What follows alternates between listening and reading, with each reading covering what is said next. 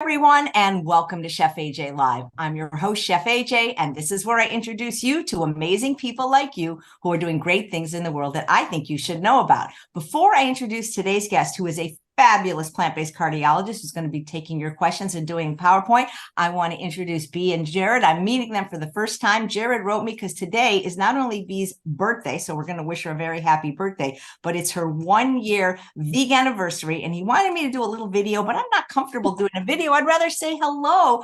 Hello, happy birthday, and thank you for being vegan. Hello, and thank you so much. This is completely unexpected. It's actually a birthday surprise. Yeah. Thank you so much for having us. Yeah, well, my Chef pleasure. AJ, you're such an inspiration.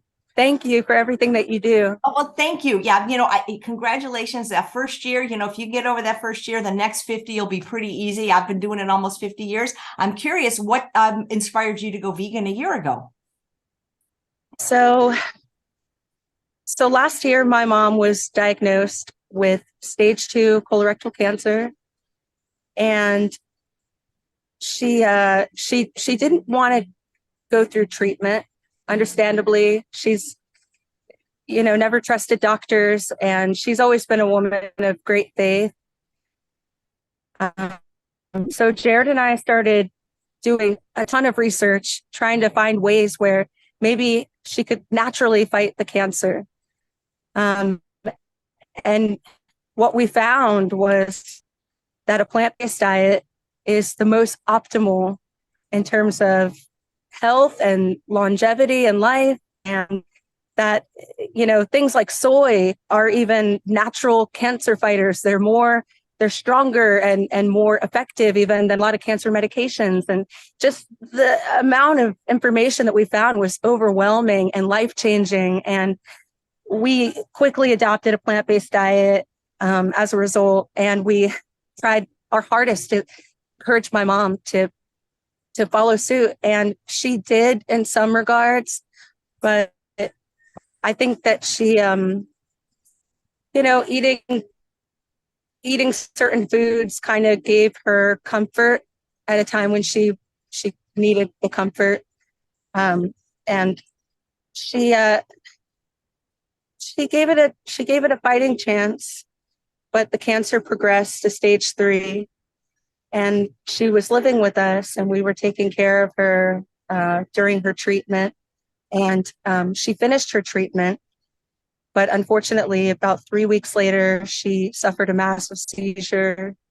And then, eventually that led to a prolonged hospital stay and being in and out of the ICU for, I think, about 29 days total. She just kind of little by little was kind of falling apart. The seizures led to a stroke, and she had AFib and CHF.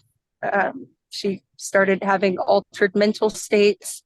It was heartbreaking seeing her crumble little by little. And anytime she was coherent enough, when she could swallow, we were giving her green smoothies and tofu, and holding out hope that she would make it, because she did show improvement anytime that happened. And one of the last things that she said to me before she passed away, I was actually feeding her a green smoothie, and she said, "I think it is about nutrition.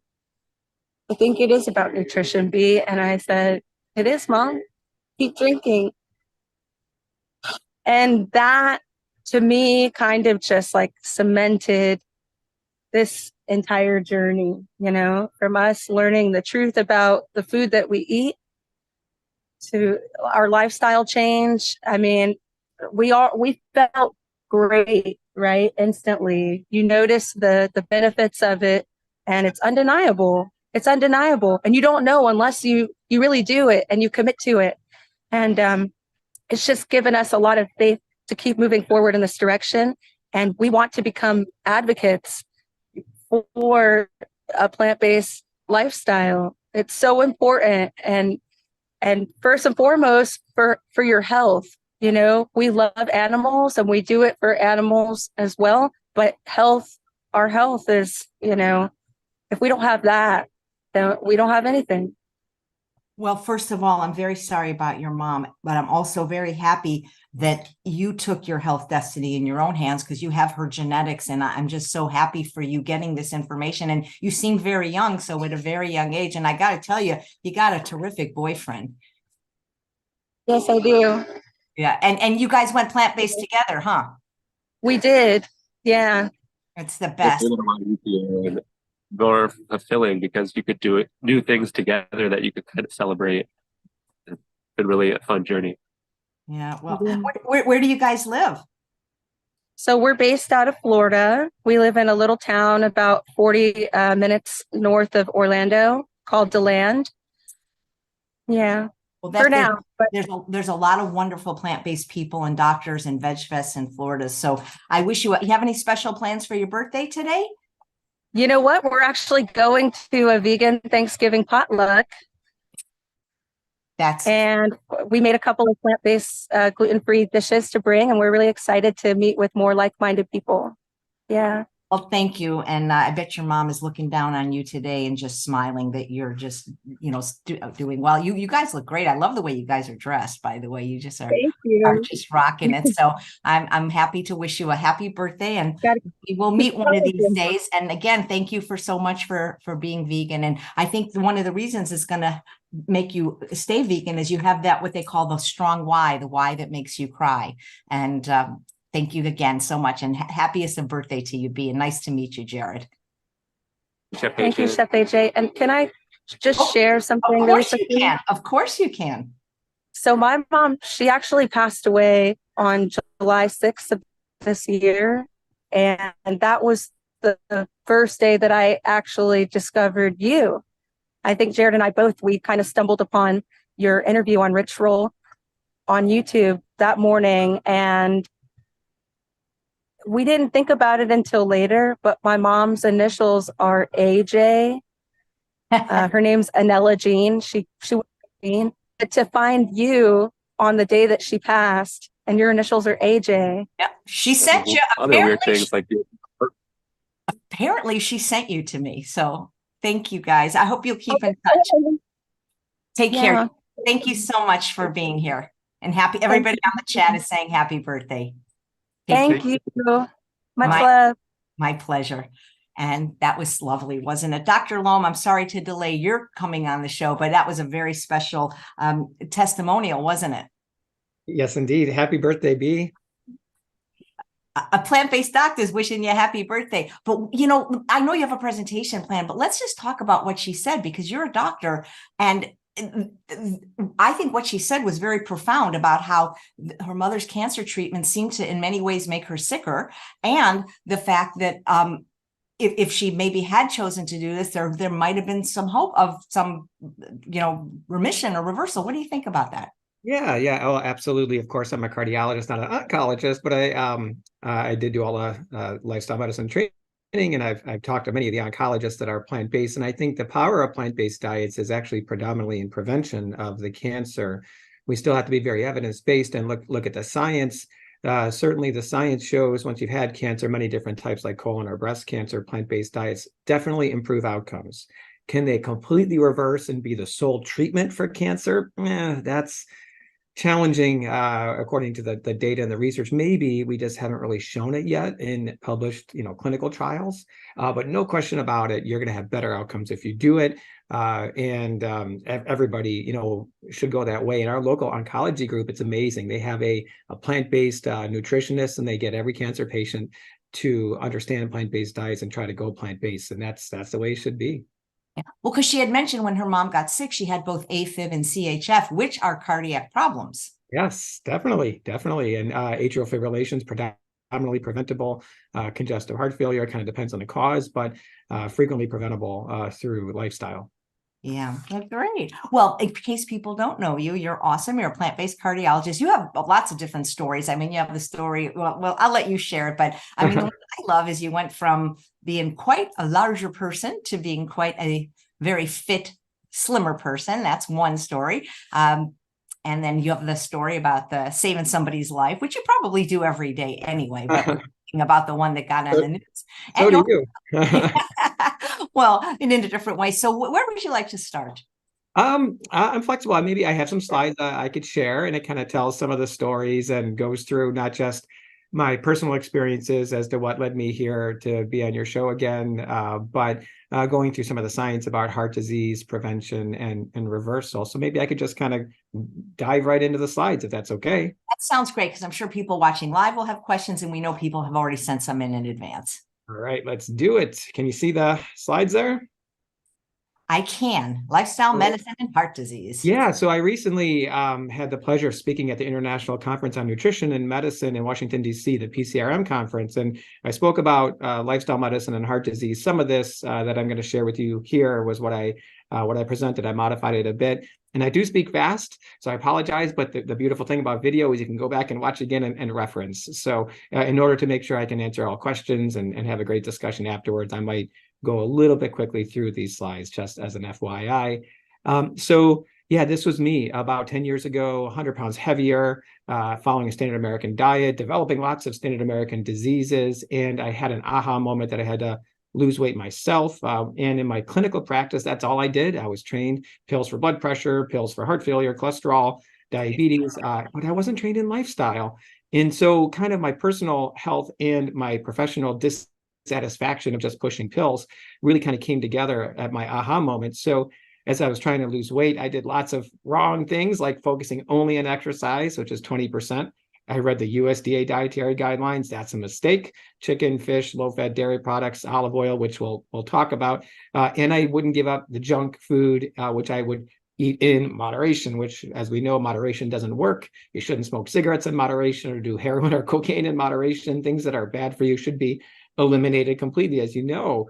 And so I struggled and I made a lot of mistakes. And it wasn't until Netflix randomly suggested that I watch Forks Over Knives that my life changed, when 100% whole food, plant-based, lost weight down to my ideal body weight, ran a bunch of marathons, and my journey is never going to end. So I've been plant-based now since 2016 and never going back for the rest of my life. And so what I shared was, I think we know how our healthcare system is in the United States. Healthcare is in quotes because it's more of a sick care system. I'm very passionate about lifestyle medicine, and the nutrition part is the most important part, but there's other aspects of it as well.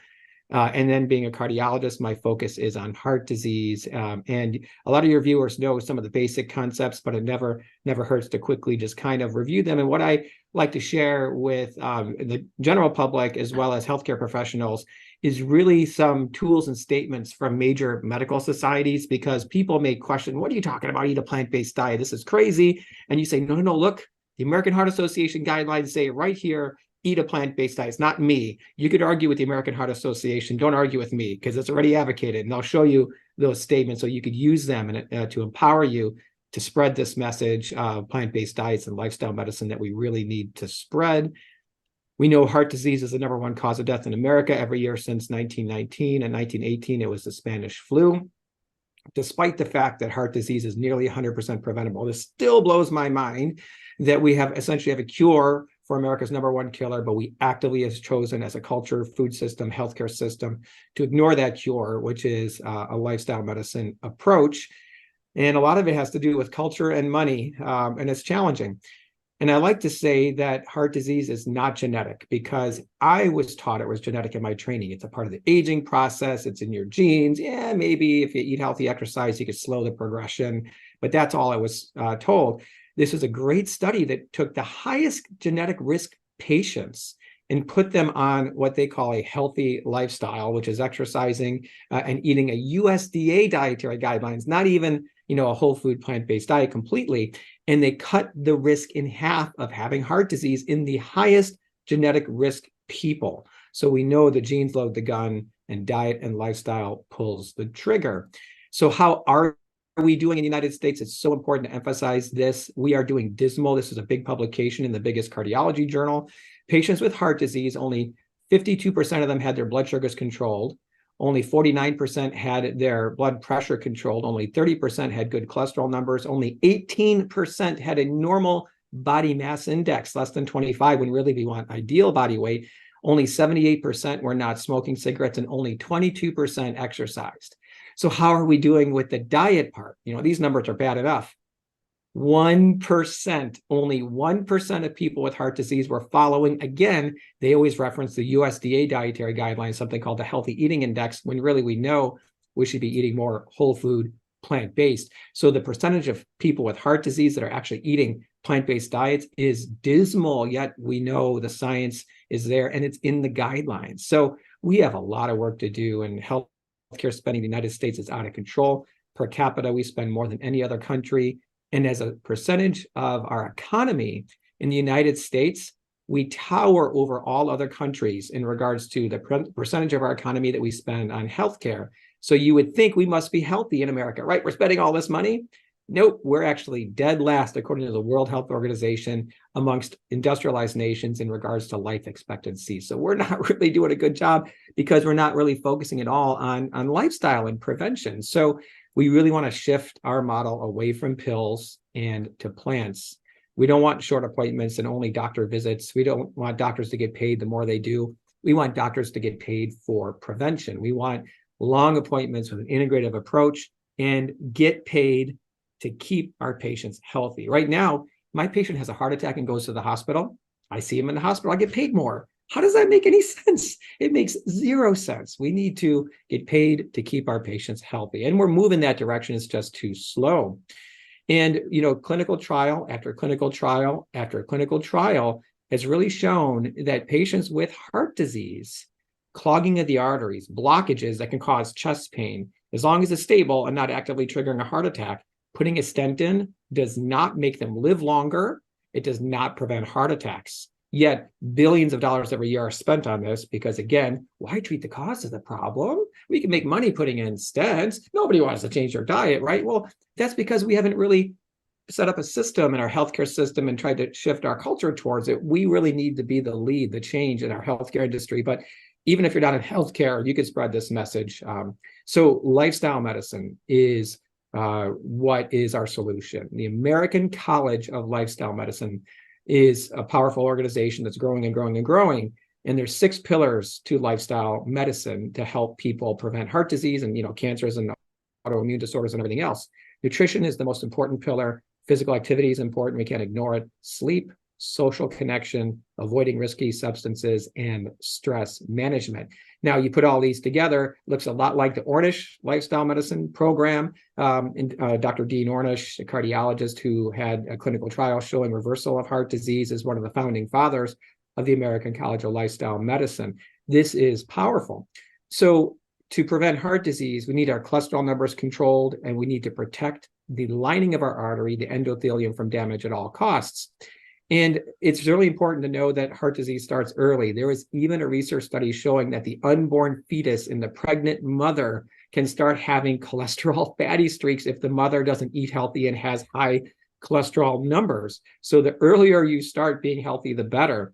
In adolescence, the plaque starts to build up and it grows until it gets advanced and can trigger that heart attack.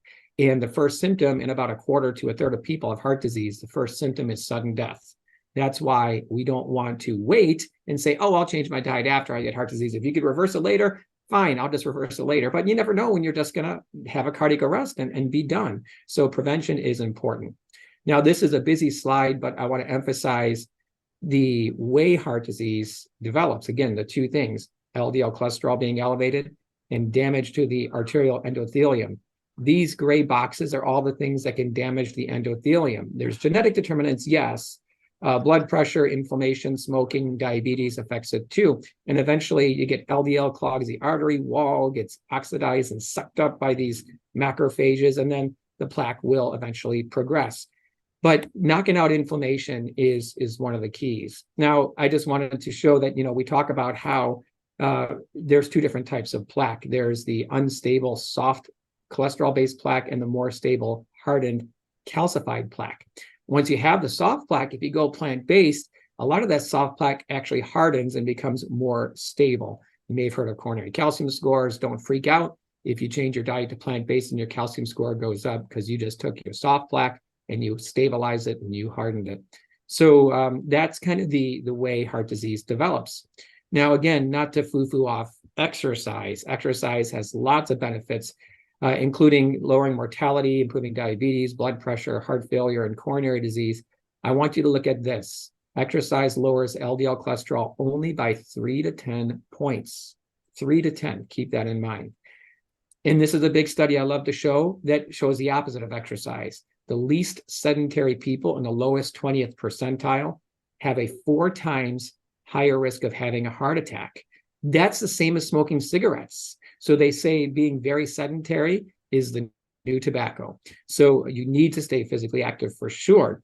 And so personally, I needed a wake-up call myself. I had lost weight down to my ideal body weight, no excuses, pandemic hit.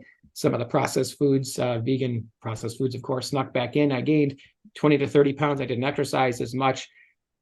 And I personally needed a wake-up call to say, hey, man, get yourself back in health. And so what happened to me about a year ago, this is me and my 2 older kids. Jaden was on your show July 4th a couple years ago, making the watermelon cake. She's on the right.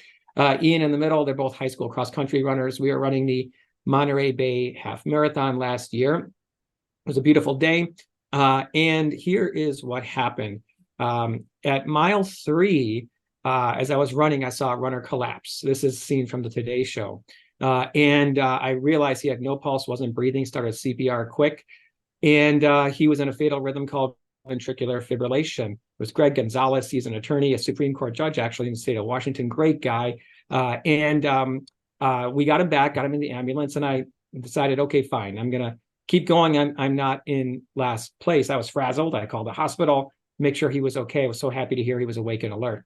So then I keep going, and I crossed the finish line, threw my arms up in the air, and what happened? Oh my gosh, another guy collapses right in front of me. Michael Heileman, he's a video game engineer. He collapsed, full cardiac arrest. I did CPR on him. We shocked him within a minute. He woke up and stopped the Strava on his watch to record his race time, and he wanted to get up. And I had to say, hey, man, no, you can't get up. You just died. This was a big deal. And he was frazzled, but we got him into the ambulance, and he made a full recovery. This is Greg and Mike meeting each other for the first time on the Today Show. And then they got to see me again for the first time afterwards as well. It was a beautiful, emotional moment. And really what I'm so proud of Greg and Mike, not only because of their recovery and their strength, but they have become passionate advocates now for heart health, not just learning CPR and all that stuff, but also lifestyle medicine, which I'll get to. So it was a beautiful moment. So it's kind of funny. One of the first things I did, because this got worldwide media attention, published in Washington Post and Runner's World. One of the first things I did when I knew this was getting a lot of attention is I emailed Neil Barnard, and I emailed him from PCRM because I know he's been on all these shows. And I said, hey, I really want to spread the plant-based diet message, but I know how the media is. They don't really want to emphasize plant-based diets. How can I sneak it in? And he gave me all this advice, and I tried really hard to emphasize that part. Washington Post wouldn't mention anything about diet. Runner's World wouldn't mention anything about diet. American Heart Association was phenomenal. They did a great job, great article. Same with the American Medical Association, emphasizing that diet is key, because these 2 runners were fit. They were marathon runners. They were thin, but they didn't eat a proper diet, right? And that's another thing that kind of shows, hey, diet is king. It's not just exercise. The Daily Mail was awesome. It's kind of a controversial publication, but they did a great job. They even showed when I protested out in front of McDonald's at McDonald's headquarters in Chicago, saying, bacon causes butt cancer, and you need to reduce your heart risk and give up bacon, because McDonald's was giving out bacon for free, which is crazy. And so they're doing wonderful now, Greg and Mike, and they donated a defibrillator to the Big Sur Marathon Race Foundation, which was very, very nice of them. And here we are, just this past weekend, 6 days ago. They came back and they ran the half marathon with me. We stuck together the whole way. We crossed the finish line with arms up. They did wonderful. I'm so proud of them. And guess what?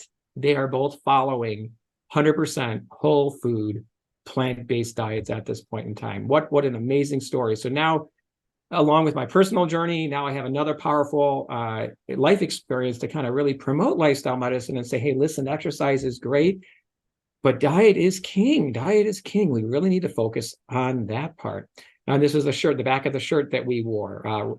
Run heart healthy, eat a plant-based diet, get your heart checked, and learn CPR. So amazing people. I'm very, very proud of Greg and Mike for their comeback and their inspiration and their passion to spread this message. So it's great. You should have them on the show sometime. So Hey, absolutely. yeah, they're great. They're great. So yeah, so just getting back into it, we talked about exercise and such just really quickly about cholesterol and endothelial health. We know for your blood cholesterol, eating cholesterol, saturated fat, and trans fats, that's what raise your blood cholesterol numbers. And a whole food plant-based diet's cholesterol-free. And depending on how you do it, it could be very low in saturated fat. And the way I like to describe nutrition is there's only 3 food groups: processed foods, animal foods, and plant foods. And again, we don't want to moderate processed foods. We want them out. And that's the same thing with animal foods. You want them out. You want to focus on a whole food, plant-based diet. Should be only one food group, in my opinion, and I think yours too, probably. So what I like to emphasize in regards to cholesterol is experts think that the prerequisite that you must have to clog your arteries is an elevated cholesterol number. Keeping your LDL cholesterol under 70 or total under 150 or 140 is absolutely critical. And to kind of say this a different way, there's no scientific evidence anywhere that if your total cholesterol is under 140 and your LDL is significantly under 70, that smoking cigarettes, being 300 pounds, and a couch potato that's a type 2 diabetic will ever clog your arteries if your LDL cholesterol is very low. Not that you should smoke if your LDL is low, but you get the point. It's critical. Getting your cholesterol numbers are critical. And I absolutely love this image from a big publication in the Journal American College of Cardiology, which shows here on the bottom your age, and here is your cumulative LDL cholesterol exposure. The higher it is for the more years. It's kind of like smoking cigarettes. The more cigarettes you smoke and the more years you smoked for, the more lung damage. And on the right is your cumulative risk of having had a heart attack. Now, the average American's LDL cholesterol is 125. So by the age of 40, you have about a 1% risk. By the age of 60, 80%. And by the age of 80, the average American has a 16% risk of having a heart attack with an LDL 125. Now, I have tons of patients whose LDL is around 160 or even higher. So at that number, by the age of 40, you're at a 3% risk. By the age of 60, a 16% risk, and you're off the charts by the age of 80. But what if you can get your LDL cholesterol nice and low, keep it around 60, especially if you could do it early in life from the day you were born? By the age of 40, your risk is under 1%. By the age of 60, 1%. By the age of 80, still 1%. And that's cholesterol alone. That's how critical it is. So really, more data shows between 50 and 70 is where our LDL should be. When babies are born, you look at monkeys out in nature, that's where their LDL cholesterols are. And so that's where we need to be as humans, as adults in all stages of our life. And this is a graph of clinical trials. Each red dot represents thousands of patients in a clinical trial in trying to prevent heart disease, what we call primary prevention, trying to prevent the first heart attack or stroke. The LDL cholesterol you need to achieve to have a 0 rate of heart attack or strokes around 55 LDL, we said. But what if you've already had a heart attack or a stroke and you're trying to make sure that you don't have another one? Well, you're at higher risk. You got to be more aggressive. Again, each dot represents thousands of patients in a big randomized controlled trial. And when you graph it all out, the LDL you need to achieve is 30 to prevent the second one once you've already had one. And there's no such thing as too low of a cholesterol number. Don't let anybody tell you otherwise. And so in regards to diet, we know that cholesterol is only in animal-based foods, with chicken and eggs being the top 2 sources. Beef is high, and plant-based foods have no cholesterol. I'd like to tell people chicken has almost as much cholesterol as beef, because a lot of people move away from red meat to white meat thinking they're doing good. Yeah, it's lower in saturated fat, but it still has a lot of cholesterol. Maybe only a third of people are really dietary cholesterol sensitive, and 2/3 aren't as much. But still, there's a third of people will do that, and the protein itself is a problem too, animal-based protein in poultry. So the current statements, and again, you need to be empowered to know these statements so people don't think just you're crazy for spreading this message if you're talking to other people about it. The current guidelines say eat as little cholesterol as possible, yet they show a pattern of about 100 to 300. But we know any amount will raise your LDL cholesterol number, which I'll show you. So then in regards to saturated fat, which is probably more important than dietary cholesterol, the number one source in the American diet is cheese. And of course, red meat and processed meats are very high. And chicken still has some, and the tropical oils are very high. That's why we should be as oil-free as we can. And again, plant-based foods are minimal. There are some in nuts, seeds, coconut, and such, the higher fat plant-based foods. But again, the statement that you need to tell people, hey, look, according to the Institute of Medicine, or now it's called the National Academy of Medicine, they didn't set an upper limit for how much saturated fat is safe to eat, how much cholesterol is safe to eat, because any amount that you eat above 0%, any amount will increase your LDL cholesterol number. This is based on metabolic ward controlled feeding studies where they lock people in, they control everything they eat, and they check their cholesterol.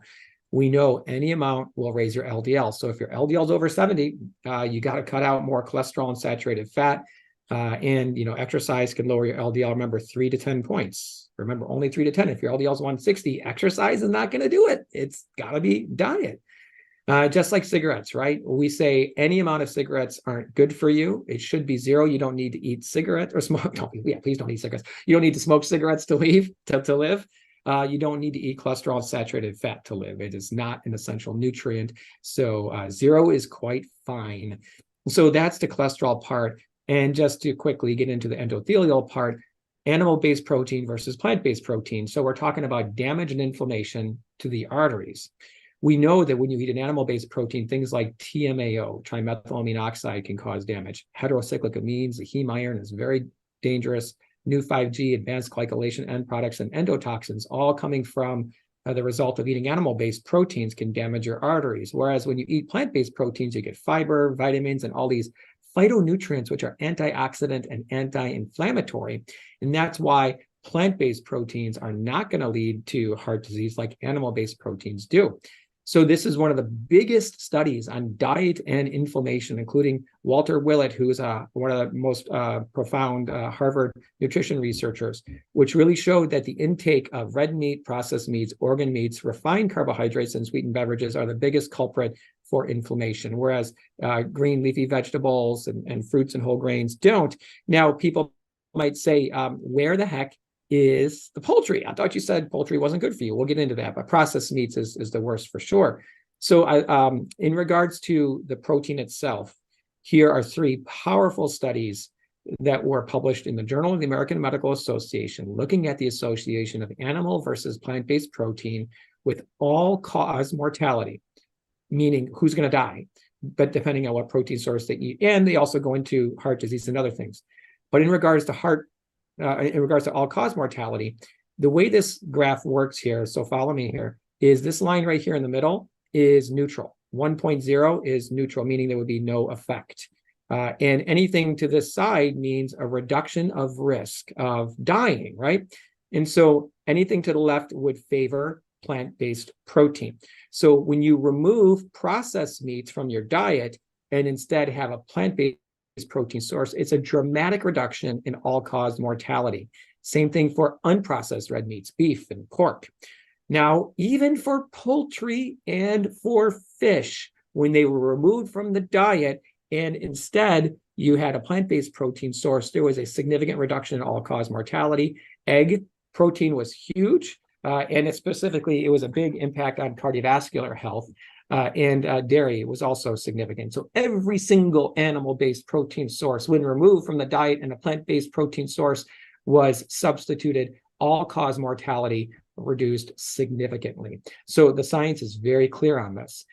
In regards to inflammation, again, emphasizing the poultry part, there's a nice study that was published in the Journal of the American Heart Association where they took patients with heart disease who had heart attacks, randomized them to the American Heart Association diet versus a whole food vegan diet. So here's the American Heart Association diet: 1 cup milk, 1 cup yogurt, little bits of cheese, egg substitutes, egg whites they tried to do, again, trying to get rid of the dietary cholesterol. Little bits of oil were allowed in there, little bits of nuts and seeds, and only a little bit per day, small amount of poultry and seafood. Red meat was out, right? And so this is what they randomized some patients to this diet and others to a whole food vegan diet. And they measured what is called C-reactive protein, a marker of inflammation that's more specific for the heart. The vegan diet had a significant reduction of C-reactive protein, And the American Heart Association diet really didn't have much of a reduction, just a teeny little bit. And it crossed over this line, meaning it could just be a statistical anomaly, whereas this one was all the way over here, showing that a whole food vegan diet knocked out inflammation, whereas the American Heart Association diet really didn't have that much of an effect.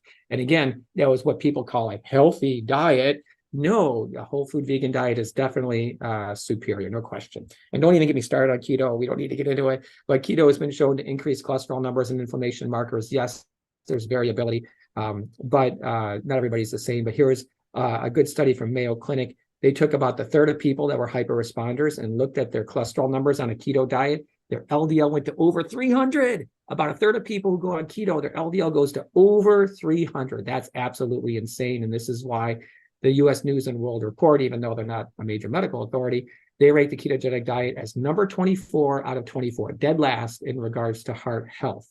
So no keto, I mean, plant-based keto, there's not as much research on it. Maybe it's okay, but it's not really needed. So here's another statement. You know that the American Academy of Nutrition and Dietetics says 100% whole food plant-based diet is nutritionally adequate for all stages of life. So elderly, infants, pregnancy, athletes, everybody, the B12 thing, everybody should be taking, especially if over the age of 50. So if anybody ever argues any nutrient, whether it's protein, macronutrient, or any vitamin or mineral, just say, listen, as long as you're eating a variety of unprocessed plant-based foods, enough calories, you're going to be fine and get all the nutrients you need according to the American Academy of Nutrition and Dietetics. And so this is why the guidelines from the American Heart Association and the American College of Cardiology, they say straight out in their guidelines, plant-based diet, it's in the guidelines in regards to prevention. Now, if you really look at the back here, they say plant-based and Mediterranean diets. Now, first of all, a Mediterranean diet is more plant-based, right? It's not completely plant-based because there's lean meats and there is olive oils in there. But here's what I want to tell you is when they looked at this big clinical trial called the PREDIMED trial, the reduction of heart attack, stroke, and death was largely driven by only stroke, with no improvement with the Mediterranean diet for overall death or heart attack. So based on this big trial, which is the best one that's been done, you could say a Mediterranean diet does not cause or does not prevent heart attacks, does not prevent heart disease, it doesn't make you live longer. Unless when they analyzed it later, they saw that only people eating a pro-vegetarian food pattern as a part of the Mediterranean diet had a reduction of heart disease risk and all-cause mortality, the highest vegetarian score. So fine, eat Mediterranean, but cut out the animal-based foods as much as you can. And this is how it looks like in graphic form. So up here, you have the control diet, which was probably a horrible diet. And this was a Mediterranean diet. And they go, look, the people on the Mediterranean diet, they died, cumulative incidence of heart attack, stroke, or death. They had better outcomes. See how lower the line was here? But as lifestyle medicine doctors, we look at this part underneath here and we say, wait a second, this is what we call residual risk. This means, yeah, it did better, but oh my gosh, all these people still had heart attacks, strokes, or died, which is a huge number of people. If you were to go whole food plant-based, you would draw a line more like this. Maybe you can't be 100% heart attack proof and prevent every single heart attack or stroke, but it's going to do way better. And the residual risk is going to be markedly less if you go whole food plant-based. And so to summarize things, I believe this is the last slide. Lifestyle medicine is the answer to our problem. Only 1% of America eats healthy. We have a lot of work to do. Exercise is important, but diet is critical. The key concepts: lower your LDL cholesterol, protect your arteries from damage and inflammation. And cholesterol and saturated fat, there's no safe amount in your diet. Remember all those statements. The American Heart Association recommends plant-based, and the American Academy of Nutrition and Dietetics, they say 100% plant-based is nutritionally adequate. So the closer you get to a whole food plant-based diet, the better you're going to be. No question about it. So that's it. So thank you so much for letting me share my passion and my slides and my story here. I'll stop the share. All right, here's that story is remarkable on so many levels. First of all, one of my favorite parts is the guy, after he has a cardiac event, he just wants to get up and finish the race. Yeah, well, he had already passed the finish line, actually. He had already crossed, so he just wanted to stop he did want to get up, yes, but he wanted to stop his watch so he can record his race time. Yeah, he just wanted to get up. He's like, oh, I just fainted. And the key was we shocked him. We defibrillated him within about a minute, maybe 2 minutes of him going down. So the quicker you do it, the more blood flow that there is to the brain. And, it's almost like nothing happened. But the first guy took about 5 minutes. So he was a little more flustered. He didn't remember anything. I mean, when you think about it, you ostensibly saved more lives that day than in your career. I mean, did you get some kind of award or something? That is just such a cool story. American Red Cross did recognize it. It was nice. So yeah, it was what I think, again, the most beautiful thing about it, not only the random chance, of course, because I mean, they're just looking at the odds, it's about a 1 in 40 chance of somebody having a cardiac arrest during a race that size. There was 5,000 participants. So 2 of them, it's about 1 in 1,600. Survival of out-of-hospital cardiac arrest is only 5%.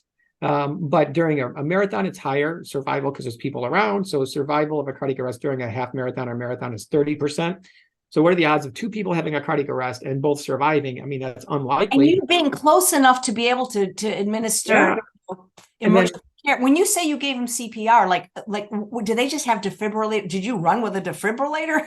No. So for the first one, I was doing chest compressions, and people called 911, and an ambulance had to come because it was in an awkward part of the course. And so that's why we had to wait about 5 minutes before the defibrillator came. The second one, the medical tent is right at the finish line.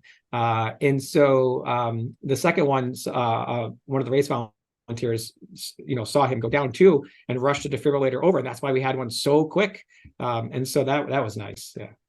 That's incredible. Did either of them have any long-term repercussions? Because the second guy fell, so he could have hit his head. Yeah, both of them hit their head. Both of them were bleeding actually on the pavement. I mean, that itself could cause a problem. It could, but no, both of them made complete full recoveries, which is remarkable. Are you guys like besties now, the 3 of you, and just? Yeah, no, we're good friends now. It's been amazing. I'm so proud of them. They both had severe coronary disease. They had blockages in the LAD, the widowmaker. And now with that plant-based diet and the exercise, they're definitely not going to have an issue again. And they ran the half marathon again last week with me. I mean, that's how great they're doing. And you were able to run the race you didn't have to stop this time, twice. Didn't have to stop. No. They should give you some award because that did affect your time having to do emergency care twice, I mean, people were wonderful to me. I'm very honored. Honestly, anybody, I wouldn't say anybody, but most people in healthcare know how to do CPR. And that is just, I think, I guess if you are going to collapse, you'd rather have a cardiologist behind you, because I've done it probably 100, 200 times in the hospital, but I've only done it twice outside the hospital, and it was Greg and Mike those 2 times.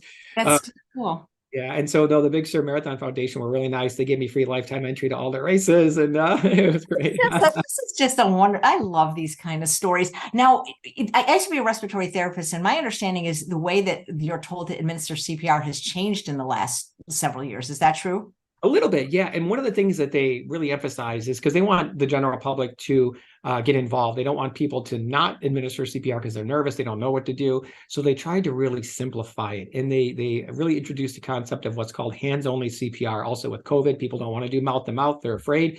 Hands-only CPR is just you do 2 things. It's so easy. Everybody watching here is going to get their own CPR course right now.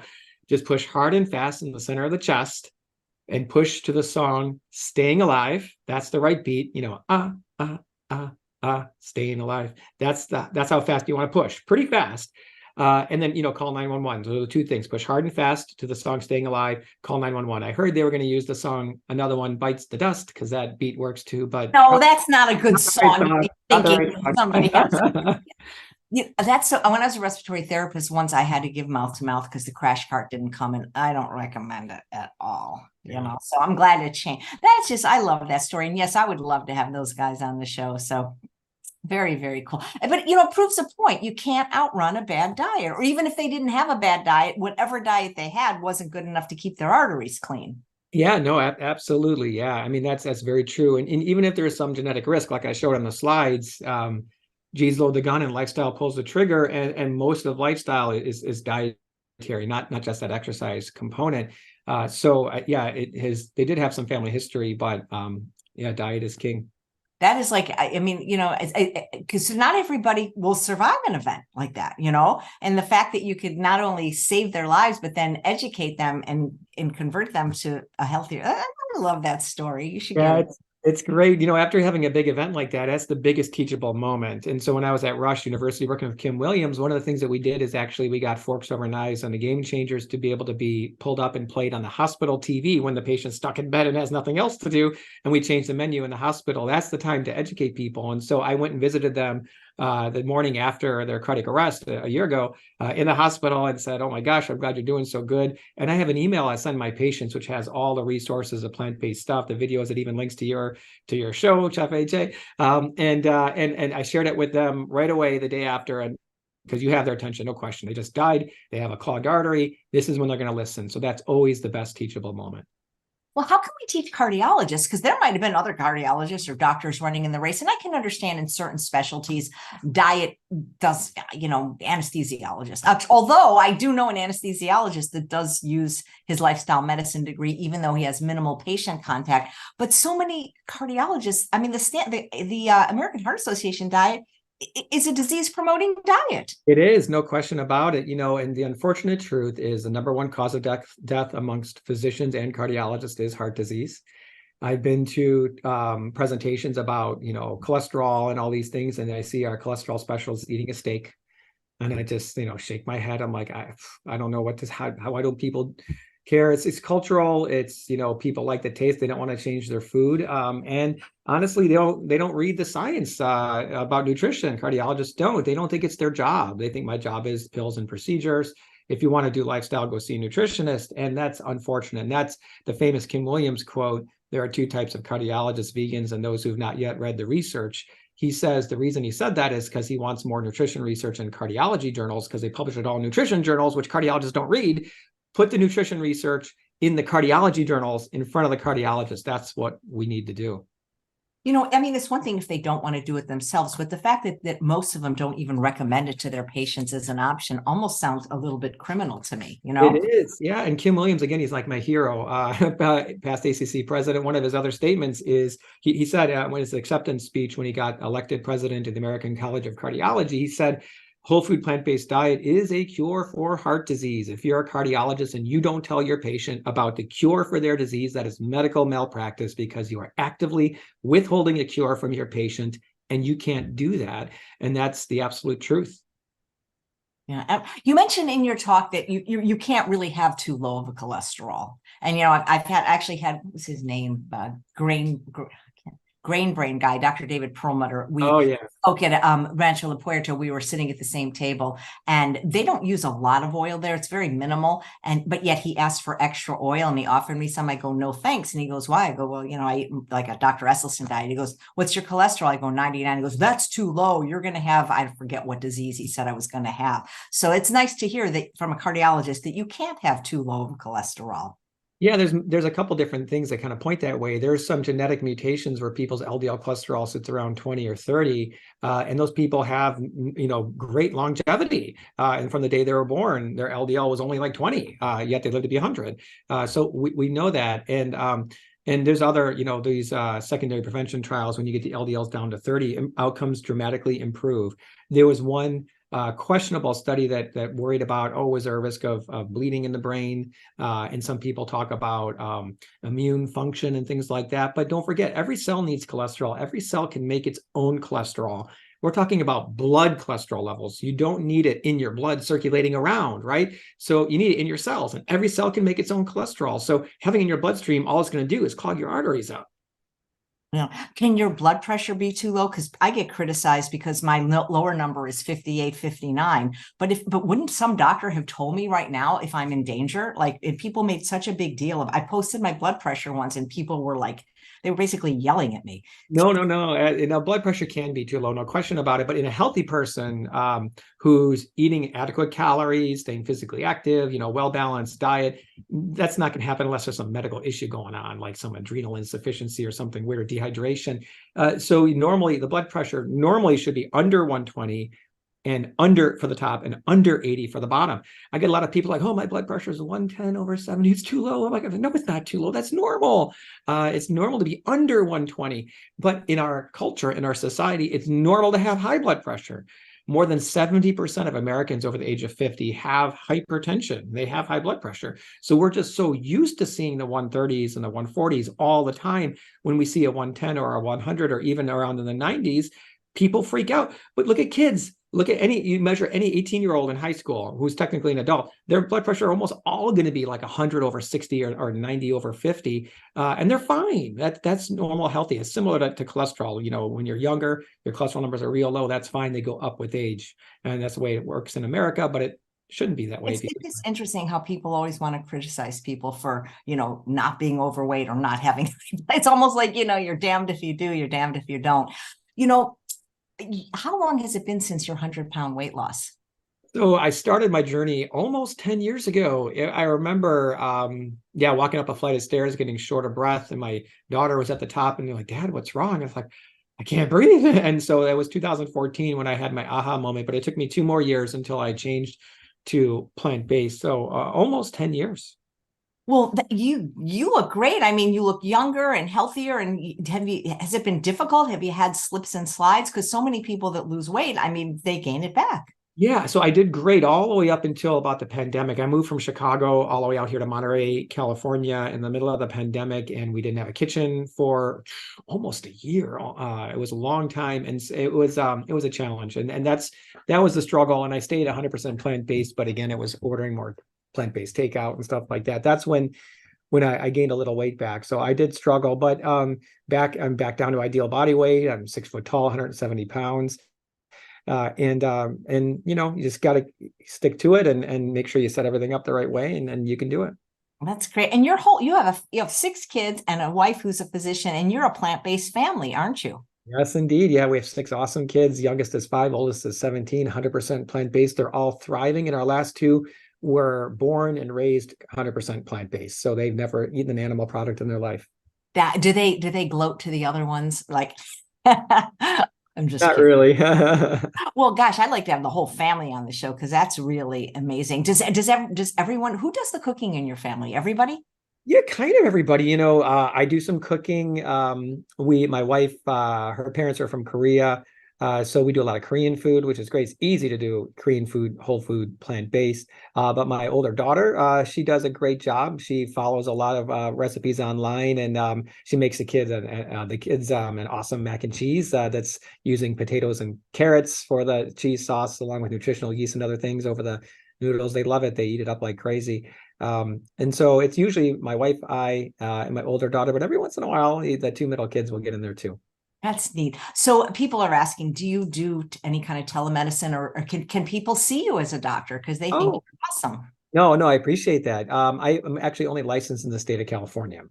And so the only way to see me, yes, we do video visits for new patient appointments, but you have to live in California. If you don't, you have to physically come to California to see me, which is not always practical for everybody. So sorry about that. All right. Hey, would you mind, people sent in questions, so would you mind answering a few if you have time? And then if there's time after that, I'll go to the chat. Absolutely.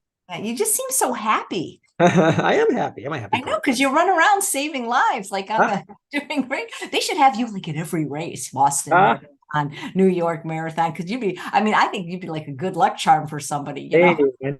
God, yeah, I'm going to be at the LA Marathon in March, so it'll be fun. Oh, wow. Because, they have that thing, they have walk with a doc, dine with a doc. They should have race with a doc, and people should like pay large amounts of money to have you be the, whatever it's called, the person that runs next to them. So that's just, I'm just smiling ear to ear about that story. And I watched the clip, but hearing you tell it was even more inspiring. Yeah. I'm so happy for those guys. So this is from Donna. I'm a 63-year-old female dedicated to whole food plant-based with good low blood pressure. Although at night, when I lie down, my blood pressure increases by 20 to 30 points, which causes headaches, swelling in the hands and toes, and joint pains. Is it reasonable to suspect either mechanical problems or titanium toxicity from a PFO closure in 2007 as possible causes? Maybe you can explain what a PFO closure is. Oh, yeah, that's a little deep. That's a good question. So a PFO called patent foramen valley is what we'll call a hole in the heart between the top 2 chambers. About 20 to 30% of people have it. There's some thought that it could increase stroke risk if a blood clot gets through there and goes to the brain when they close it with the device. Sometimes there could be heavy metals that are in there, I guess titanium. And so the unfortunate truth is the research on these types of things is very minimal. It's hard to really tease out things like this because having headaches and supine hypertension is very, very common, even in people who don't have PFOs and PFO closures with titanium toxicity. There's a lot of individual variability, just like there is with diet and such, similar with blood pressure. Sometimes it's what we call autonomic dysfunction, the balance between adrenaline and the opposite system in your body that controls your heart rate and your blood pressure. And so supine hypertension, a lot of the mechanisms are similar, with supine meaning laying down, your blood pressure going up. A lot of the mechanisms are the same when you're standing up, but it's just different from person to person. So that there's no specific recommendations that we give for it, besides eat healthy, exercise, make sure you have ideal body weight. We think about sleep apnea, snoring and stopping breathing. That can really raise blood pressure just in general while laying down or not. But there's nothing else specific that we would do. Thank you. And this is from Stephanie. And she said that for those who are already whole food plant-based and still have high cholesterol, 210, due to inheritance, do you have any advice or anything we can do? If the cholesterol level keeps increasing, say 10 per year, at what level will medication become necessary? Is there anything at all we can do to avoid medication? Yeah, that's a great question. I get that question a lot too. So to kind of summarize, we get patients who are eating whole food, plant-based, oil-free, frequently as far as the Esselstyn diet, but their LDL cholesterol is still high. Remember, we're focusing on LDL. So if you're in the primary prevention category, meaning you never had a heart attack or stroke, and your LDL is a little high, 90, 100, 110, but you're doing everything else perfect, you're not smoking, you're exercising, your ideal body weight. A lot of people who ask me this question, their body mass index is like 25. They're not quite ideal body weight, which you've got to try to get to ideal, and your cholesterol numbers will come down further. If you're doing everything perfect, ideal body weight, exercise, Esselstyn or Ornish type diet, and your LDL is still up, there's a couple ways to think about this. Number one is you can say, don't worry about it. You're doing everything else right. You're going to be fine. You could check a coronary calcium score, make sure that's okay. If it's high, then you could be more aggressive. The second thing is you could try something called a portfolio diet, which is a specific diet where they introduce some soy products and some plant phytosterols, which can actually bind cholesterol and lower it even more potentially in some people. The key is there's individual variability. Not everybody's the same in regards to how diet affects cholesterol and even inflammation.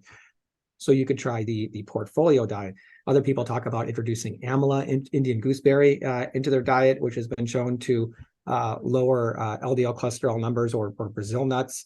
You could put those in there a little bit, not too much. You'll get selenium toxicity, so you don't want too much selenium. But so those are the types of things you can do. But just make sure your ideal body weight, exercising, strict whole food, plant-based, low fat. If it's still high and you have concerns, then you can go ahead and just be more aggressive, portfolio diet, all those things. What is the do you know some of the specifics of the portfolio diet? Yeah, it's actually pretty simple. It's 100% whole food, plant-based, oil-free, except, where Esselstyn says no nuts, seeds, avocado, coconut, soy, no oil at all. The portfolio diet says you can go ahead and do soy products because soy is 40% fat, and Ornish and Esselstyn try to keep percentage of calories from fat down to like 10% or so. And so that's why they restrict the soy products. And then plant phytosterols. There's actually, interestingly, I know some people will cringe about this, but there's an earth balance spread, and it's an oil-based spread that has these plant phytosterols in it. And in a percentage of people, it can actually lower your LDL cholesterol number. But again, it's not for everybody. It's calorie dense. So that's always the key, is make sure you're still ideal body weight. You can't overconsume calories, but just these couple things can bind the cholesterol in some people and get your LDL down. Now, I've only been doing this lifestyle medicine for 7 years. So I asked Neil Barnard and Esselstyn these questions as well, because I'm trying to learn. And Esselstyn said, don't worry about it if your LDL is slightly high, as long as you're following my diet, you're doing everything else perfect.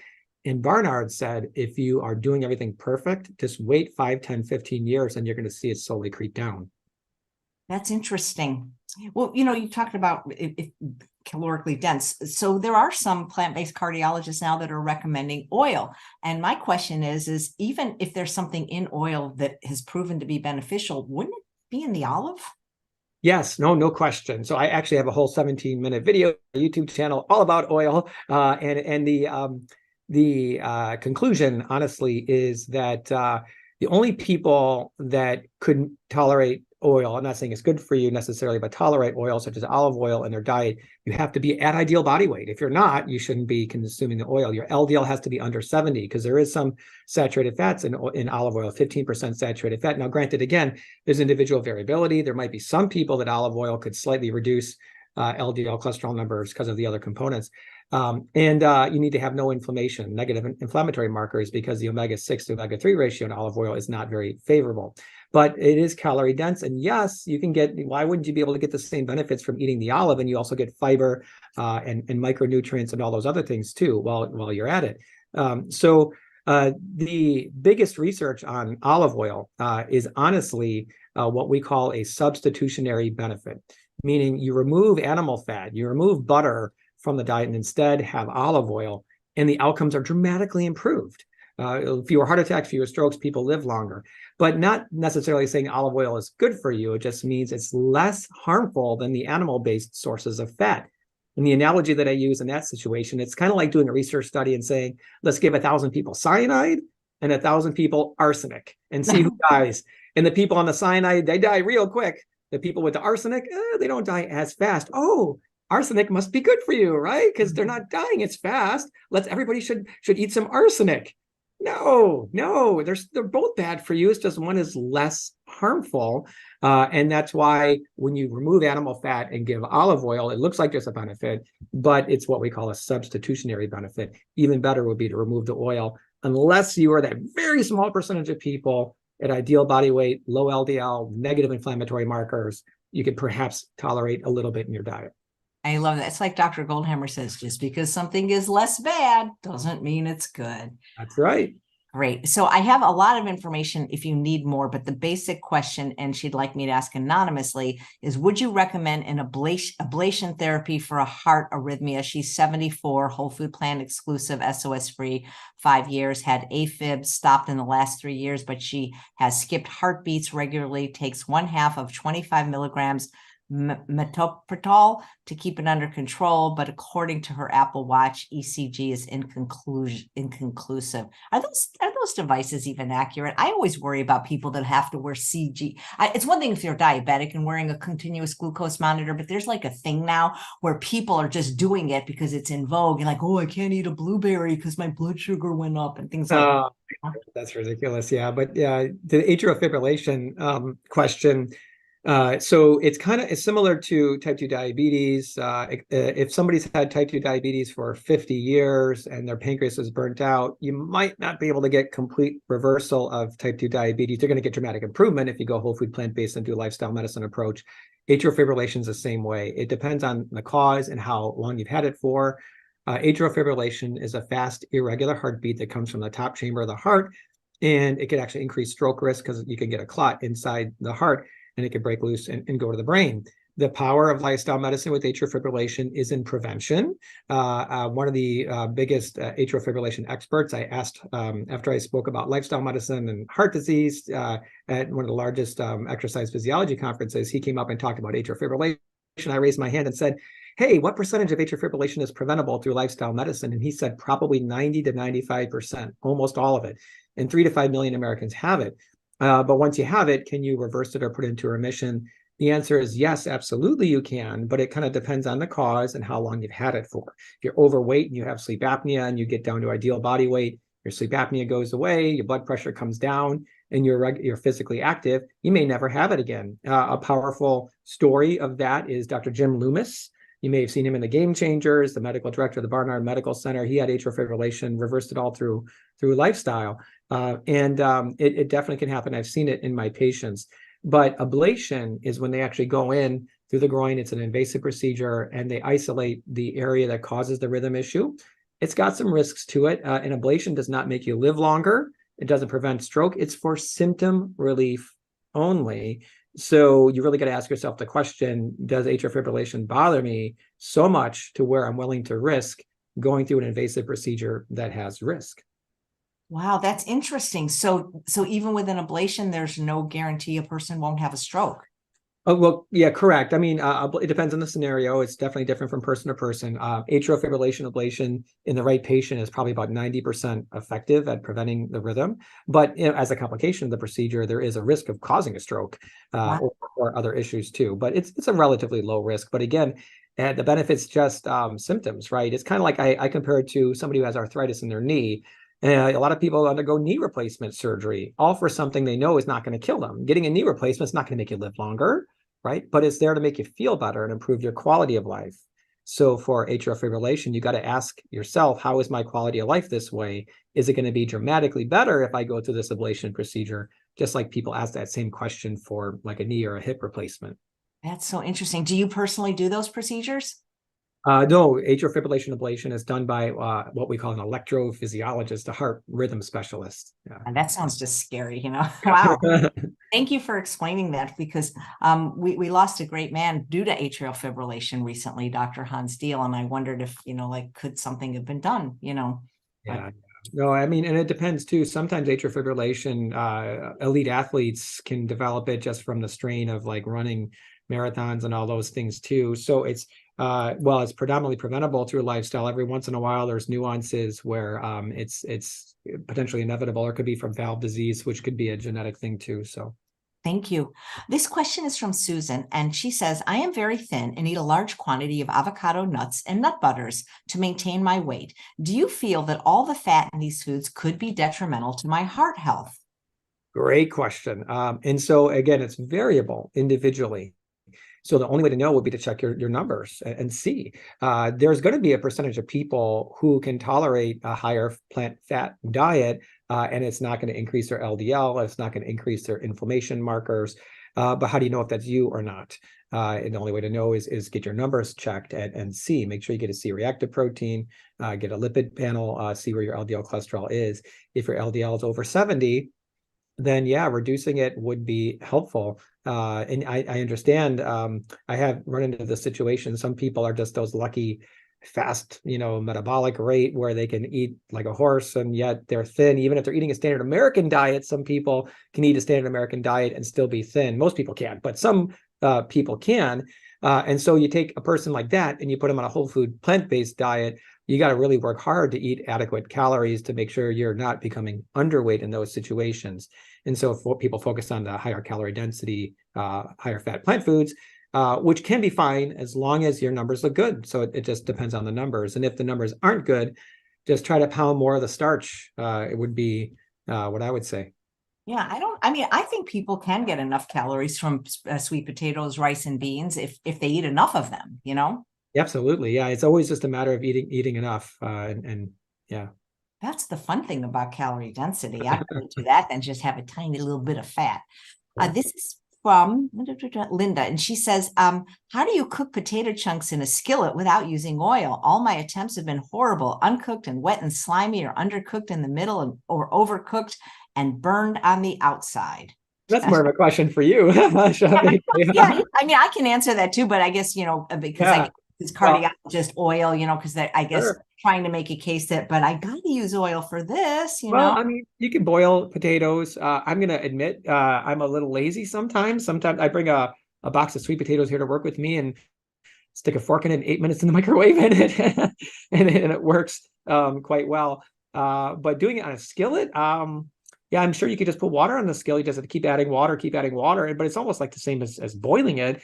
So I wouldn't have any specific advice, but I'm sure you could probably answer that better than me. Well, I mean, I don't know what kind of pan she's using. There's these wonderful nonstick pans and skillets. First thing I'd say is what kind of pan she's using. And I would refer her to my YouTube channel and other chefs' YouTube channel where we show you pretty much, or courses, how to cook without oil, because you can get delicious. I mean, yesterday I made the crispest hash browns in the world using a panini press. There was no oil. I just put the frozen hash browns in organic. And I mean, so there's just, I think I would say it's the tools maybe she's using. You don't need air fryers, for example, Yeah, we do the same thing with the panini press. There's actually a hash brown that you could buy online, and they send you, it's in a little kind of one of those little cardboard cartons. You just add hot water to it, let it sit for 10 minutes, and then the potatoes soak up the water. You stick it in the panini press, down it goes, it crisps up, and there's no oil. I use the brand from Sprouts that's frozen. What is the brand that I've never heard of the brand you're You talking know, about? I'm not sure. I'm going to be honest with you. We get it from Amazon. So, And that's just, maybe you can tell me later because that sounds amazing. yeah. Yeah. Well, I mean, if you have to go. I got a lot of No, questions. I got lots of time. Okay, great. I'm I have so glad lots we're of doing this on the weekend because you're delightful. This is from Terry, and she says her total cholesterol, LDL, and triglycerides are higher than she'd like. Total is 186, LDL 63, LDL 102, triglycerides 114. And she goes, is there any way that she can lower these things, without supplements or medications? She's 60 and thin, but she's discouraged with her current lipid profile. I guess she's had worse ones before. Yeah, so the triglyceride number was normal, 114. Anything under 150 is good. What did you say the LDL was? I think she said it was 102. Let me. This is similar to the other question. You always LDL is 102. Before it was 145. Yeah. Before her triglycerides were lower at 41, and her before whole food plant-based it was 251. So it's definitely gotten better. She eats very processed foods or restaurants, and so oil it's similar a week maybe. Yeah, exercise vigorously. Sounds like she's doing just about everything right. Yeah, so it's similar to the other question. Make sure your ideal body weight, because a lot of people are still a little bit over ideal body weight, and every kilogram you lose, you drop your LDL at least by a point. And then you again look at the if you're 100% plant-based, that's great. Look at the saturated fat content. Try to keep the higher fat plant-based foods down. Think about the portfolio diet and amla, Indian gooseberry, and I think that's She said, what about berberine, garlic, and oat bran? Yeah. So again, what we have to always go by, I have lots of patients that ask about natural remedies. There's a couple issues. One is we as lifestyle medicine physicians still 100% want to advocate what the clinical research has shown. You need to have a good clinical trial published in a major journal that's peer reviewed, scrutinized, and hopefully multiple clinical trials, right? And the unfortunate truth about natural remedies like berberine, garlic, and these things, there's no money in them because you can't patent them. Therefore, the big clinical trials are never really funded, and they don't really get done in an adequate fashion and published in big medical journals. So that means there's a lack of really good scientific research to be able to advocate for or against these types of things.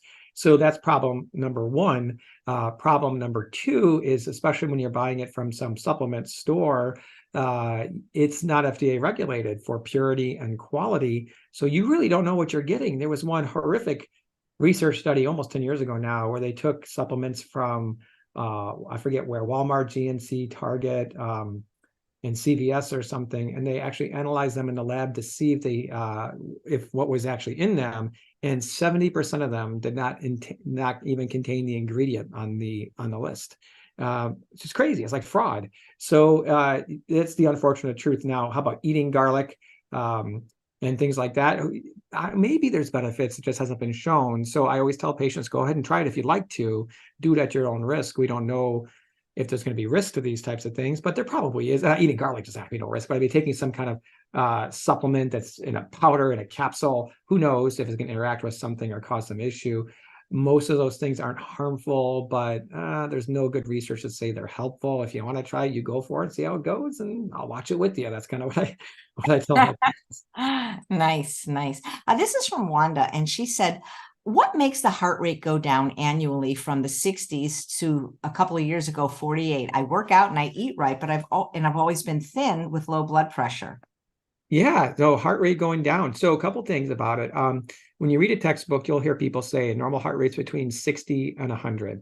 Now, if you think about that, how convenient are those numbers? Come on, 60 is 1 beat per second. 100 is a nice round number. There's no way nature physiologically made us to be exactly 60 to 100 beats a minute. When you really look at 98% of the population, a normal heart rate's between 44 and 90. So really, we should reset our normal heart rate number between 44 and 90. So going to 48 is no big deal. Now, if you work out regularly, heart rate tends to run low. You've heard Lance Armstrong, the cyclist, his resting heart rate when he sleeps has been shown to go as low as 16. 16. Wow. Mine goes as low as 42 as a marathon runner, even when I'm awake. So it's normal for people who are physically active to get have lower heart rates. So it's no concern to have it that low. And there's also, I'm assuming, being plant-based, eat a lot of beans. There's actually clinical research to show eating beans lowers your heart rate. If you go to nutritionfacts.org and search beans and heart rate, you'll see a nice Michael Greger video about how beans lower your heart rate. Nice. This question, we kind of answered it, but I'll just, I think it's an important one, so we'll say it again. But Dana wanted to know, if you're whole food, plant-based, no sugar or salt, and you're at a healthy weight, the big controversy is olive oil healthy? A lot of the plant-based doctors, McDougall, Campbell, say people want to hear good things about their bad habits. Personally, I have heart disease and do not miss having oil at home, but it would be a lot easier to have it when I go out to eat. I'm tired of having steamed vegetables and rice or salad with lemon, but I'll continue to eat that way if it's healthier. So, yeah. And so this gets into a complex question, honestly, because like we said before, if your ideal body weight, your LDL's down, your inflammation markers are negative, maybe you could tolerate little bits of olive oil. Please don't drink it by the glass, but little bits probably won't be devastating in those scenarios, even if you have heart disease, if your numbers are fine. But I think where it really comes into play, honestly, is not in a individual like this who seems to have great control over their diet and can stay oil-free. It's more the general public who are just struggling to give up the processed foods and the animal foods. If you can move them away from butter and animal fat towards olive oil, it's going to be an improvement with the ultimate goal of removing the oil completely, but kind of as a transition, just like people eat the Beyond Burgers as a transition off of animal-based burgers.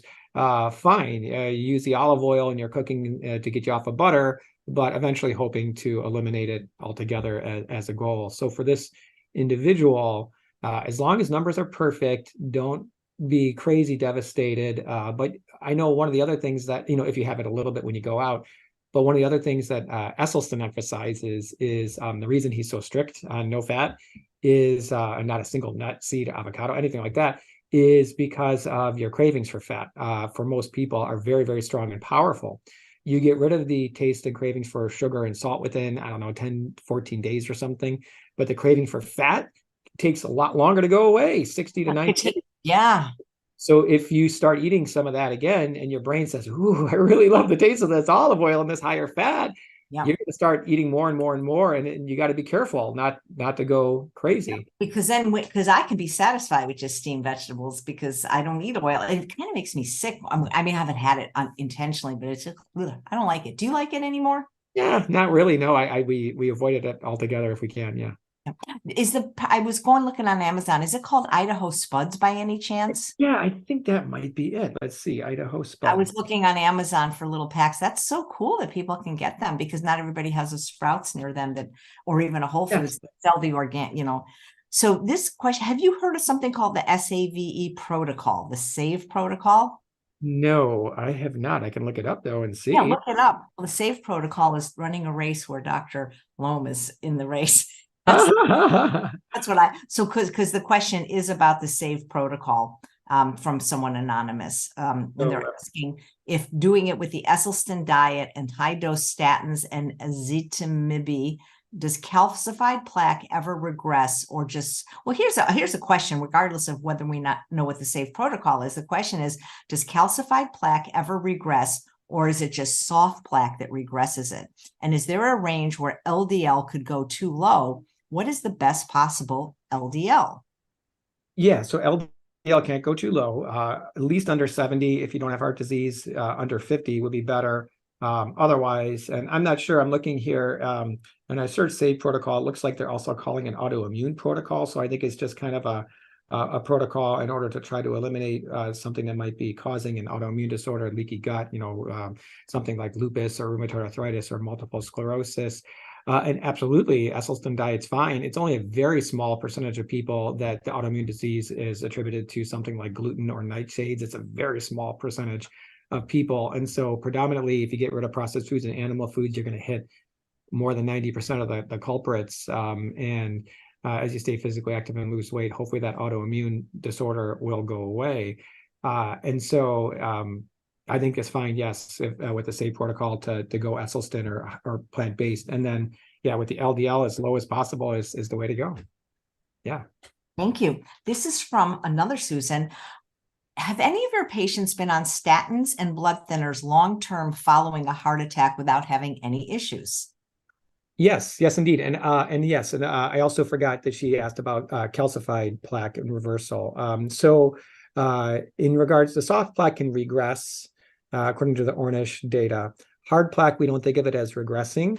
If anything, when, like I said in my presentation, that soft plaque could calcify, and sometimes calcium scores go up as you change diets or get your LDL cholesterol way down. And that's okay, because the actual percentage of stenosis, the percentage of blockage in the arteries, that's not what's important.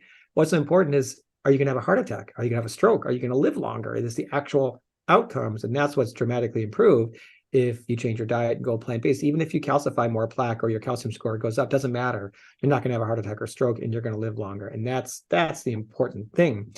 And so what was that last question then? I don't know. Okay. Yeah. I filed it away. Have any of your patients yes, following a heart attack been on blood thinners and statins long-term without any side effects? Yes, of course. Yes, of course. And George Burns can smoke cigarettes and drink alcohol and live to be 105. So there's always a percentage of people that you can give medications and they'll end up getting lucky and not having any other negative events, heart attack, strokes, or early death. But it's a gamble, right? It's a percentage. So you get them on the medication, you're going to improve their risk maybe 30-40%. But if you don't make lifestyle changes, you're taking a big risk. And some people will get away with it and get lucky. We don't really have a way to identify those people. So you never know. That's why just doing everything, getting your number down at any way possible, and following the proper lifestyle medicine approach is key for everybody. Thank you. Steve says, can lifestyle and diet decrease cardiac calcium scores? Yeah, so that's the same thing, kind of similar concept. Actually, it can increase calcium scores. Marathon runners, for sure, are shown to have higher calcium scores, maybe because they took their softer plaque and calcified them.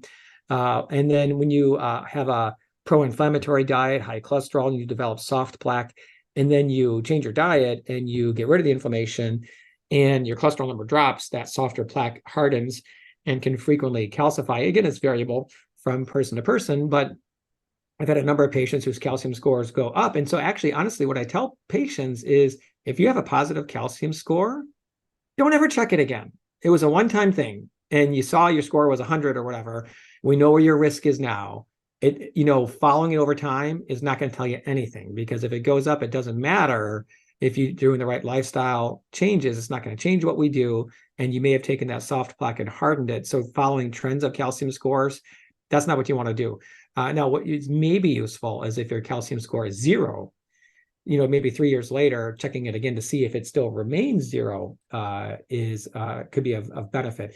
But if it's 0 and you change your diet and it goes up a little bit, that again, maybe because you took that softer plaque and you hardened it and calcified it, I wouldn't be concerned at all about it, as long as you're doing all the right lifestyle things.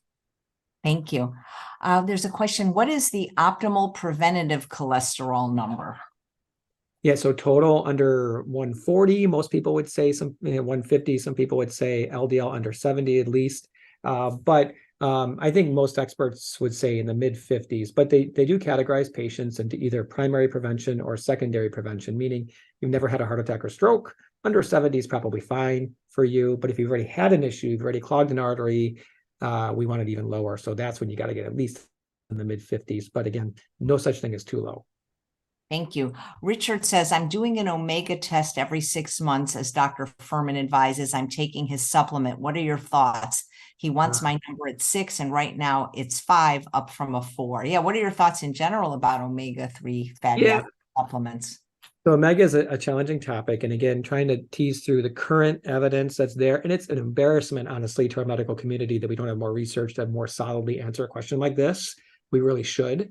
But it's hard to give a good solid answer based on the current evidence. And that's why you're going to see different recommendations from different people. You're going to see about half of lifestyle medicine doctors say, if you're following plant-based and you're keeping it low fat, have your chia seeds and your flax seeds.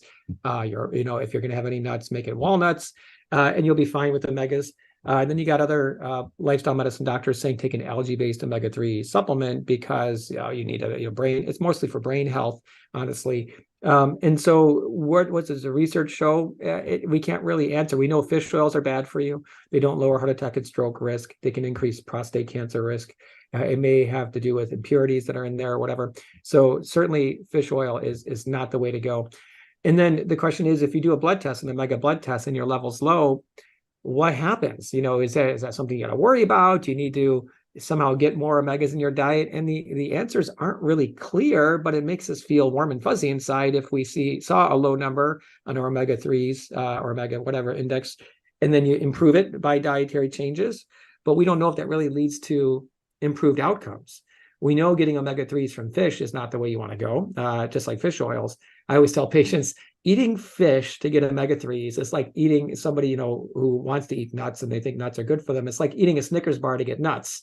Yeah, you can get nuts from a Snickers bar, but you get all the crap that comes with it. So eating a fish, yeah, you get omega-3s, but you get all the stuff that comes with it: cholesterol, saturated fat, dioxins, mercury, PCBs, all the bad stuff. So you definitely don't want to get it. Eliminate the middleman. Algae-based would be the way to go. And so does everybody need to take an algae-based supplement?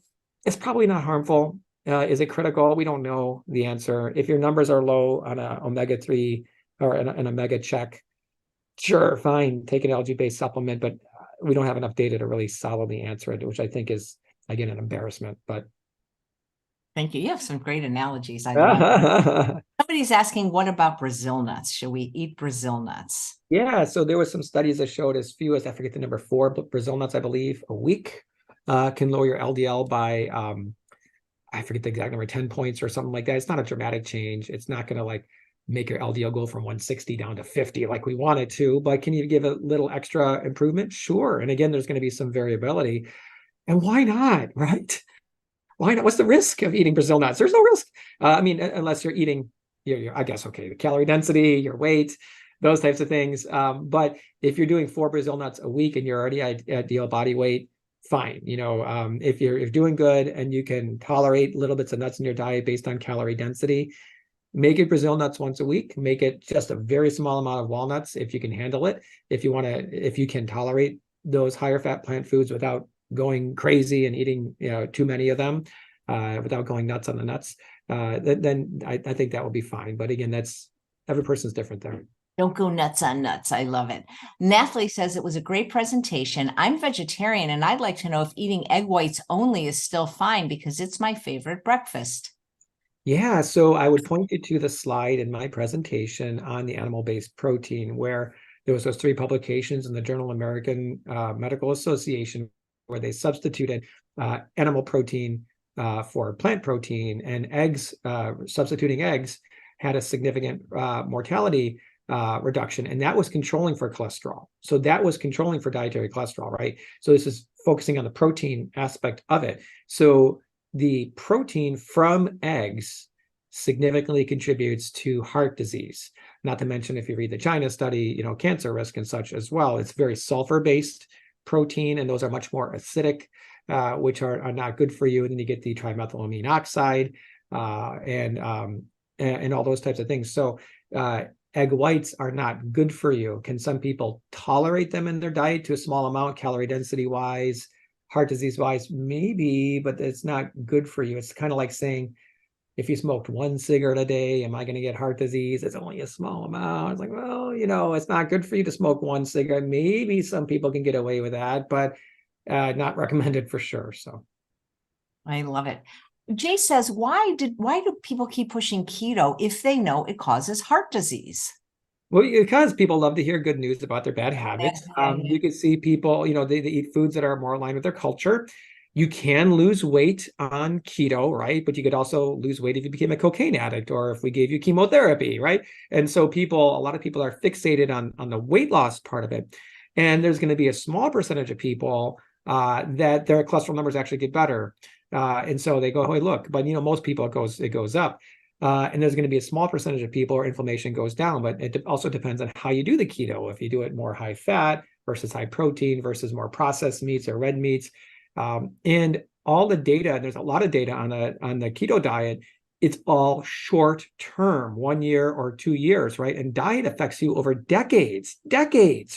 And so doing keto in the long term, no question, dramatically increases heart disease risk, because people do it then for the short-term gain. It's easier for a lot of people to do than it is to be plant-based, and that's a failure of our culture and food system, honestly.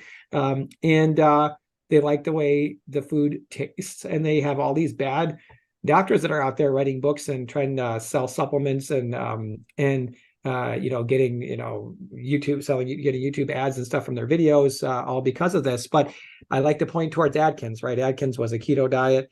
He died. He had heart disease. He was 270 pounds when he died. And there was an awesome, check out the USDA dietary debate between Dean Ornish and Dr. Atkins. It was from somewhere in the 1980s. You can find it on YouTube. Atkins and Ornish went at it, and it was this absolutely embarrassing for Atkins. He's sitting there obese, saying he reverses heart disease, and Dean Ornish says, "Show me the data. Show me the research that you've published." Oh, I don't have the funding like you do, he says. And then Dean Ornish says, "You sold 25 million books, and you sell supplements to correct the nutritional deficiencies that your diet causes. What do you mean you don't have the funding?" And he goes, "Okay, I'll be the first doctor to fund his own research." It's like, what? It was absolutely ridiculous. So it's unfortunate, honestly, but I think most people know keto is bad for you, but the people who just want to hear good news about their bad habits and lose weight at any cost, they could do it in the short term, but long term, they need to change to plant-based. And even in the short term, there's risk of inflammation and such. It's like saying, if I smoke 4 packs of cigarettes a day for a year, I'll lose weight. In 1 year of that's not going to hurt me that much, right? Never know. Not good for you. Hey, I'm curious, the two fellas who you saved, I'm sure they thanked you profusely. Did they get you a present of any kind? I mean, like, if you saved my life, I'd be giving you my firstborn and stuff like that. They got me the best present ever. They bought a defibrillator and they donated it to the race. And so that's great, because it's something that is going to hopefully help save other people's lives. So yeah, and we went out to dinner and they bought me dinner and stuff like that. But no, they're such great people. I'm so proud of them. Well, introduce me to both of them, and they can come on separately, together, or with you. However, yeah, that would be great. Yeah, you're great. I'm so happy because you contacted me to come back on, because I don't like to bug people, but you could almost have a regular slot if you had time. I mean, well, I always just want to promote this message. I like many of your guests, I'm very passionate about this message, and I feel like I'm living in some kind of virtual reality. Honestly, I don't know how my life could have been set up to be any more perfect to become a lifestyle medicine advocate. And I thought it was that way already. And then all these marathon events happen, which just kind of makes it even more so. So anything I can do to spread the message, for sure.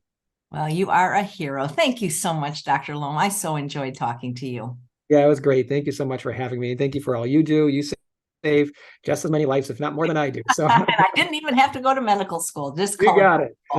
We have another cardiologist on tomorrow at 9:00. This is like a cardiology weekend. Dr. Columbus Batiste, who I'm sure you know. He's great. I love him. He's very well spoken. He's a very passionate advocate. I've met him at a lot of the conferences before. He's wonderful. He was in the Game Changers. Yeah.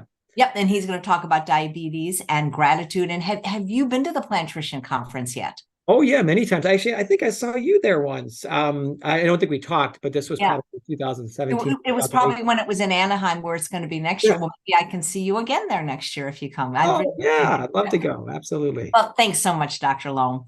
Yeah, no problem. Thank you again for having me.